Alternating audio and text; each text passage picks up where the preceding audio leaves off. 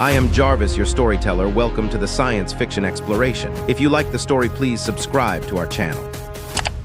Commander Nadia Patel stood at the bridge of the ISV Odysseus, her dark eyes fixed on the holographic display of planet NGC 7249. After 15 years of searching, the Interstellar Archaeological Survey had finally found something worth dying for.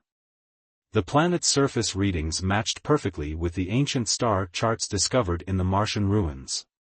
"Status report," she called out, her voice steady despite the excitement coursing through her veins. Lieutenant Marcus Wong's fingers danced across his console. "Atmospheric composition is within acceptable parameters, Commander. Ground scans show massive metallic structures buried approximately 2 kilometers beneath the surface.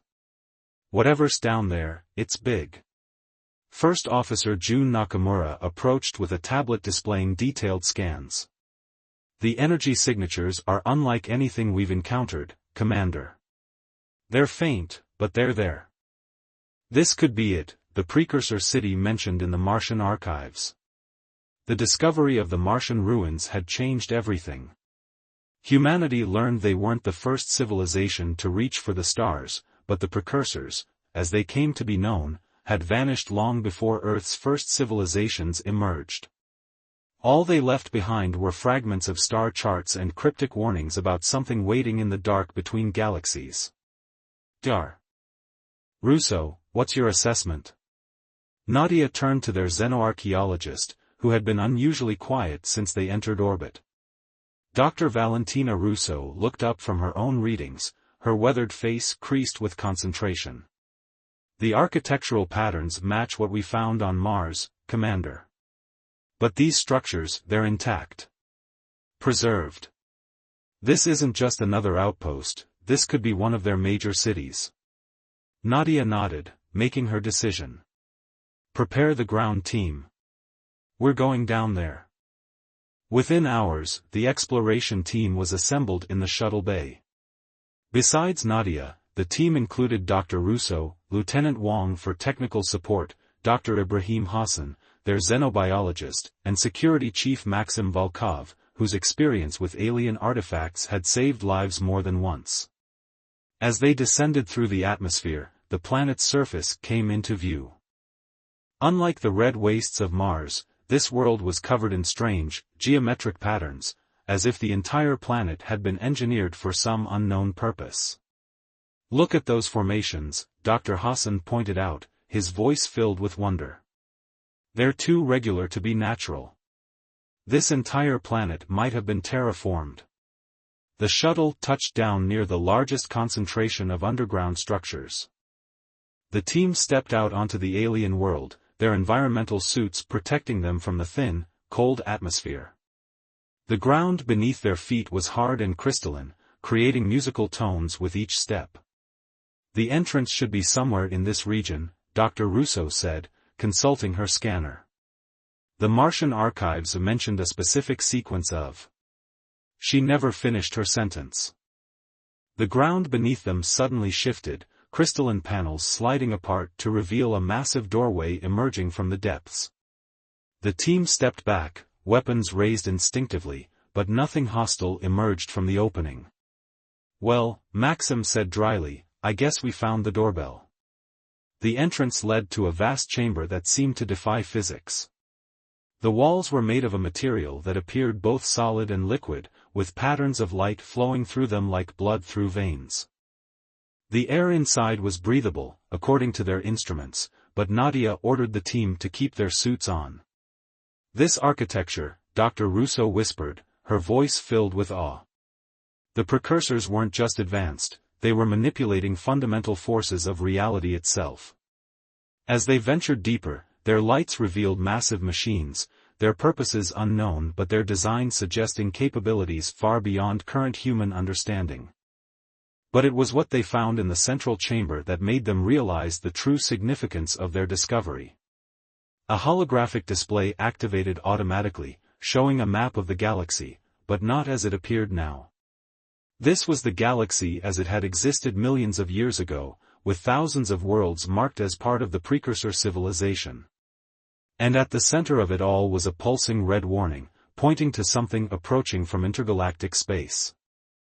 "Commander," Lieutenant Wong called out, his voice shaking slightly. "These systems, they're not dead. They're in standby mode. This entire city, it's some kind of defense installation." Nadia stared at the holographic display, watching as it showed the ancient precursor civilization preparing for something. Something that had frightened a species capable of engineering entire planets. What exactly did we just wake up, she wondered aloud, as new symbols began appearing on the display. A countdown had begun. The discovery of the Silent City was just the beginning. Humanity had found something ancient and powerful, but they had also found something else, a warning. And as the city systems began to activate one by one, Nadia realized they had stumbled into something far bigger than an archaeological expedition. They hadn't just found a city. They had found humanity's first line of defense against something the precursors had fled from. And now, after millions of years of silence, the ancient machinery was waking up to resume its vigilant watch. The ancient city's awakening sent tremors through its crystalline foundations. Commander Nadia Patel watched as bands of light pulsed through the walls with increasing frequency, like a sleeping giant stirring to life. Lieutenant Wong's handheld scanner emitted a series of urgent beeps, its display showing rapidly changing energy signatures. "Commander, power levels are rising exponentially," Wong reported, his usually calm voice tinged with concern. "Whatever this place is, it's pulling energy from somewhere, and it's not stopping." Dr. Russo moved closer to the central holographic display, her eyes wide behind her helmet visor. The galactic map had zoomed in on a specific region of space, a dark void between galaxies. Something about that emptiness made Nadia's skin crawl. "Dr. Hassan, what do you make of these biological readings?" Nadia asked, noticing the xenobiologist's intense focus on his specialized equipment. Ibrahim Hassan adjusted his instruments, his dark brows furrowed in concentration. "The city, it's not just mechanical, Commander. There are organic components integrated into its structure. Almost like it's a living entity." A low hum filled the chamber, and new holographic displays sprang to life around them.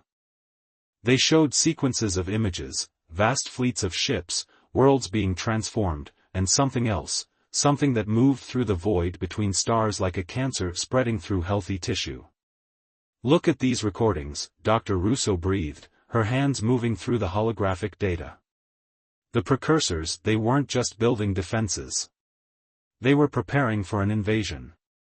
Security Chief Volkov's hand tightened on his weapon as shadows seemed to move in the deeper chambers.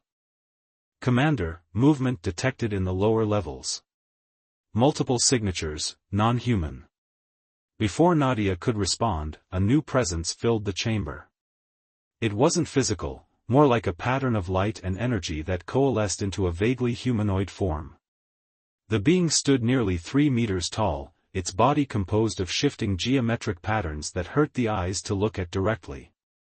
"Guardians," Dr. Russo whispered. The Martian texts mentioned them, the sentinels left behind to watch over the precursor installations. The Guardian's voice wasn't sound but rather concepts being directly impressed upon their minds. "You have activated the Bastion of Vigilance. Identity verification required." Nadia stepped forward, her heart pounding but her voice steady. "I am Commander Nadia Patel of the Interstellar Archaeological Survey. We represent humanity." The Guardian's form shifted, patterns realigning. Humanity. Third civilization to achieve interstellar travel since the Great Departure. Verification process initiated. More Guardians appeared, surrounding the team. Their presence made the air feel thick with potential energy. Dr. Hassan's instruments were going haywire, recording impossible readings from the beings. "The verification will test your species' worthiness," the first Guardian announced. "The Bastion's power cannot be entrusted to those unprepared for its burden." Lieutenant Wong's scanner suddenly projected a new set of readings. Commander, the city's systems are interfacing with our ship in orbit. They're downloading our entire database. All of human history, culture, science, everything. The Guardians process this information in seconds, their forms flickering with increased intensity. Your species is young. Violent. Divided. But there is potential. The tests will determine if you are ready. Ready for what? Nadia demanded, though part of her dreaded the answer. To stand against the void hunger, the Guardian replied. The entity that consumed the precursor civilization. It slumbers now, but it will wake again.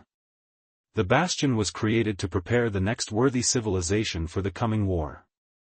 The chamber's walls suddenly became transparent, revealing the true scale of the city around them. It wasn't just a city, it was a vast machine that extended throughout the entire planet. And it was all coming alive, systems activating after millions of years of dormancy. The first test begins now, the Guardian announced. Your minds will be open to the truth of what awaits in the void. Many species have gone mad from this knowledge alone. Before anyone could protest, the chamber filled with a blinding light. Nadia felt her consciousness expanding, being shown something vast and terrible that lurked between the galaxies. She heard her team members gasp and cry out as they too experienced the vision. The void hunger was no mere alien species. It was something that defied comprehension, a cosmic horror that devoured not just matter and energy, but space and time themselves. The precursors hadn't fled, they had sacrificed themselves to delay its awakening, buying time for another civilization to rise and continue the fight. When the vision faded, Nadia found herself on her knees, her body shaking. The others were in similar states, their faces pale with the knowledge that had been forced upon them. You have survived the first test, the Guardian observed. Your minds remain intact. But this is only the beginning. The Bastion holds the knowledge and power to defend against the void hunger, but only if your species proves worthy of wielding it. Dr. Russo managed to stand, her voice shaky but determined. The Martian archives, they weren't just historical records. They were breadcrumbs, leading us here. Correct, the Guardian confirmed. The precursors seeded multiple worlds with clues, knowing that only a civilization capable of following them would have the necessary development to potentially succeed where they failed. Nadia looked at her team, seeing the same mix of fear and determination in their eyes that she felt herself. They had come seeking archaeological discoveries but had found humanity's greatest challenge instead. We accept your tests, she declared, knowing the weight of the words even as she spoke them. Humanity will not run from this responsibility. The Guardian's forms pulsed with what might have been approval. Then let the trials begin. The fate of all existence rests upon their outcome. As more systems activated throughout the vast complex, Nadia realized that every human advancement, every struggle and triumph that had brought them to the stars, had been leading to this moment. The Silent City wasn't just a relic of the past, it was humanity's proving ground for a future more terrible and magnificent than they could have imagined. The trials began without warning. The chamber's crystalline floor suddenly became transparent, revealing an endless void below that made Commander Nadia Patel's head spin. The Guardians' forms shimmered as they surrounded the team, their geometric patterns shifting into more complex configurations. The trials will test not just your physical capabilities, the lead Guardian announced, but your species' capacity for understanding, adaptation, and growth. You must prove yourselves worthy of the Precursor's legacy. Lieutenant Wong's scanner detected massive energy fluctuations throughout the complex. Commander, the city is reconfiguring itself. It's evolving. The void beneath their feet filled with swirling patterns of light, forming into a three-dimensional maze of impossible geometries. Dr. Russo gasped as she recognized symbols from the Martian archives, but they were moving, changing, telling a story that had never been fully revealed. The first trial tests your ability to comprehend multidimensional space, the Guardian explained. Navigate the paradigm shift. Prove your minds can adapt to realities beyond your evolution. The team found themselves separated by shifting walls of energy, each facing their own section of the maze.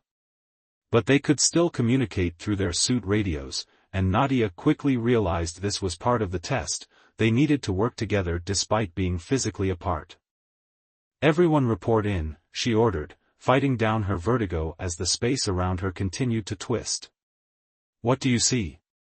"The patterns," Dr. Hassan called back, his voice filled with wonder. "They're not random. They're showing molecular structures, but in configurations that shouldn't be possible." "Energy flows," Wang added. "Like circuit diagrams, but they move through more dimensions than should exist." "It's a language," Dr. Russo exclaimed. "The most fundamental language of the universe, the mathematics of reality itself." Security Chief Volkov, usually stoic, sounded shaken. "Commander, these patterns, they're showing tactical scenarios. Wars fought with weapons that bend space itself." Nadia forced herself to look deeper into the shifting patterns, to see beyond what her human mind wanted to interpret them as. The Guardians were showing them something profound, the underlying structure of the universe, and how it could be manipulated. "Don't fight what you're seeing," she advised her team. "Let your minds accept it." The precursors didn't just build with matter and energy, they wrote their technology into the fabric of space-time. As they began to understand, the maze shifted around them, responding to their growing comprehension. The team found themselves working together in ways that transcended normal space, calling out patterns and connections that gradually revealed a path through the impossible geometry. "The structures," Dr. Russo said suddenly, "they're not just showing us how the precursors built, they're showing us how the void hunger destroys. Look at the negative spaces." She was right. Within the flowing patterns were areas of absolute darkness, places where the mathematics of reality simply ceased to exist.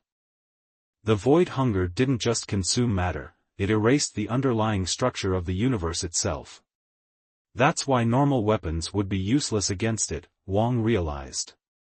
You can't fight something that exists in more dimensions than your weapons can reach. The maze suddenly contracted, bringing the team back together in the central chamber. The Guardian's form pulsed with what might have been approval. "You begin to understand. The void hunger is not merely an enemy to be defeated, it is a corruption of reality itself. To fight it, you must first comprehend how reality can be rewritten." New holograms appeared, showing vast machines that manipulated the structure of space itself. The precursors hadn't built conventional weapons, they had created tools to reinforce the fabric of reality against the void hunger's corruption. "The Bastion contains the knowledge to create such defenses," the Guardian continued. "But the next trial will test whether you can be trusted with such power. Many species have tried to claim this knowledge for dominance over their own kind." Dr. Hassan's instruments suddenly detected new readings from deep within the city. "Commander, the organic components of the structure, they're changing. The city isn't just a machine. It's transforming." The walls around them began to shift, revealing chambers filled with biotechnology beyond human understanding. The precursors hadn't just mastered the physical universe, they had found ways to merge consciousness with reality itself. "Your species stands at a crossroads," the Guardian announced. "You have proven you can comprehend the nature of the threat. Now you must prove you can wield the power to fight it without destroying yourselves." The chamber filled with new energy patterns, and Nadia felt her consciousness expanding again. But this time, it wasn't just visions of the void hunger. The Guardians were showing them something else, the true power of the Bastion, and the responsibility that came with it. "The next trial begins," the Guardian declared. "You will experience the power that destroyed the precursors. Not just its destructive capacity, but the temptation it presents. Many civilizations have failed not because they were too weak to wield the Bastion's power, but because they were too eager to claim it." As the energy fields intensified around them, Nadia realized that understanding the void hunger had been the easy part. Now they had to prove that humanity could be trusted with the power to fight it, and that was a trial that would test not just their capabilities, but their very souls. The chamber transformed again, and the true test began. The bastion wasn't just showing them power, it was offering it to them. And in that offer lay the seeds of either humanity's salvation or its ultimate destruction. The bastion's offer of power manifested as streams of living light that wound around each team member. Commander Nadia Patel felt it seeping into her consciousness, the knowledge of how to reshape reality itself. It was intoxicating, terrifying, and almost overwhelming. Each of you now holds a fraction of the bastion's power, the Guardian announced. Experience what the precursors wielded, and show us how you choose to use it. The chamber transformed into a vast testing ground. The team found themselves able to manipulate matter and energy with mere thoughts. Lieutenant Wong created complex machinery from pure energy, while Dr. Hassan's understanding of biological systems expanded to encompass lifeforms that existed in multiple dimensions simultaneously. "This is incredible," Dr. Russo breathed, her hands weaving patterns in reality that revealed the hidden structures of spacetime. The precursors weren't just advanced, they had become like gods. Security Chief Volkov discovered he could create weapons that could strike across dimensions, but his military training made him hesitate. "Commander, this power, it's too much. One person could reshape entire galaxies." Nadia understood his concern. With each passing moment, the knowledge flowing into their minds showed more possibilities, more power. The temptation to use it for purposes beyond defense against the void hunger grew stronger. "Now you understand why so many failed this trial," the Guardian observed. "Power reveals truth. Show us the truth of humanity." Suddenly, the chamber filled with projections of Earth's history, every war, every atrocity, every moment of human cruelty. But alongside them were images of human triumph, compassion, and growth. The Guardian was forcing them to confront humanity's full nature. "Look!" Dr. Hassan pointed to new readings on his instruments. "The power we're wielding, it's changing us on a quantum level. Our consciousness is expanding beyond normal spacetime." The Guardian's form pulsed. The power of the bastion transforms those who wield it. But transformation can lead to transcendence or corruption. Many species before you chose corruption. As if to demonstrate, new visions appeared, civilizations that had discovered similar power and used it to dominate others, eventually destroying themselves in wars fought with weapons that torn reality apart. "We're approaching a critical threshold," Wong warned, his scanner showing massive energy buildups. "The power transfer is accelerating. We need to make a choice about how to handle it." Nadia felt the power pushing at the edges of her consciousness, offering to make her more than human. She could sense similar struggles in her team members. The power wanted to be used, and it was all too easy to imagine using it to solve all of humanity's problems. "That's the trap, isn't it?" she said, looking at the Guardian. "The power isn't just a test of our ability to wield it, it's a test of our wisdom in choosing how not to use it." The Guardian's patterns shifted in what might have been appreciation. "You begin to understand. But understanding is not enough. You must decide." A new hologram appeared, showing the void hunger's approach through intergalactic space. It was still distant, but its awakening was inevitable. The power they now held could prepare humanity to fight it, or transform humanity into something that might be just as dangerous. "Commander," Dr. Russo said urgently, "I'm beginning to understand the precursor's final message. They didn't just leave us the means to fight the void hunger, they left us a warning about becoming like it." The realization hit Nadia with stunning clarity. The void hunger wasn't just an external threat, it was the ultimate expression of power without wisdom, consumption without purpose. The precursors had faced it and realized that matching its power risked becoming like it. "The true test isn't whether we can wield this power," she announced to her team. It's whether we can wield it while remaining human. The Guardian's form brightened. You approach wisdom. But now comes the greatest test. The power you have been given is permanent. You must choose, will you keep it and risk humanity's corruption, or will you show us another path? The choice hung in the air like a physical weight. Each team member could feel the power settling into their being, becoming part of them. The knowledge it brought was vast, showing them ways to reshape their civilization overnight. There has to be a middle path, Dr. Hassan said thoughtfully. The precursors dealt in absolutes, total power or none. But humanity has always found strength in balance. Nadia looked at her team, seeing the same realization in their eyes. The precursors had created weapons to fight the void hunger, but in doing so, they had nearly become what they fought against. Humanity would need to find a different way. We choose neither absolute power nor powerlessness, Nadia declared to the Guardian.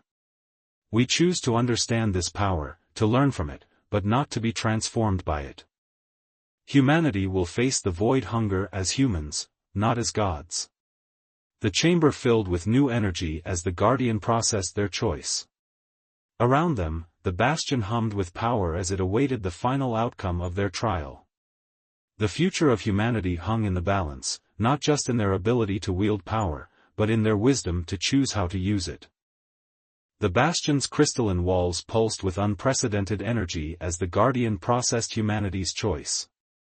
Commander Nadia Patel and her team stood firm, their decision made. They would not seek to match the void hunger's power, but find their own path to face it. Unexpected, the Guardian's form shifted, its geometric patterns rearranging into new configurations.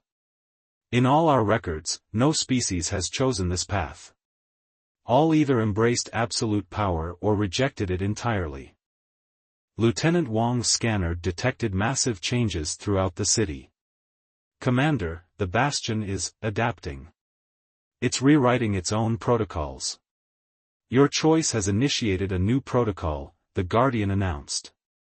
The precursors did not anticipate this outcome, but they built the Bastion to learn and evolve. You have shown us a new possibility.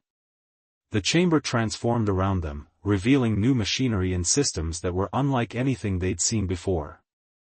These weren't weapons of absolute power, but tools of understanding and transformation. Look at these designs, Dr. Russo gasped, studying the new schematics. They're showing us how to work with the fundamental forces of reality without trying to dominate them. It's like partnership instead of control. Dr. Hassan's biological sensors revealed even more. The organic components of the city, they're not just adapting, they're evolving to match our choice. The Bastion isn't just teaching us, it's learning from us. Security Chief Volkov, who had been wary of the power they were offered, nodded in appreciation. A defensive network that enhances rather than transforms. We remain human, but better equipped to face what's coming. The Guardian's form expanded, filling the chamber with patterns of light that told a new story. The precursors believed absolute power was the only defense against absolute destruction. They did not consider that diversity and adaptation might be stronger than uniformity and control. New holograms appeared, showing possible futures. In one, humanity had taken the power and become like the precursors, godlike but ultimately vulnerable to the same corruption that threatened all absolute power. In another, they had rejected the power entirely and faced extinction. But now a third path appeared, humanity working in harmony with the Bastion's technology, growing and adapting while remaining essentially human. Your choice offers a new strategy against the void hunger, the Guardian explained.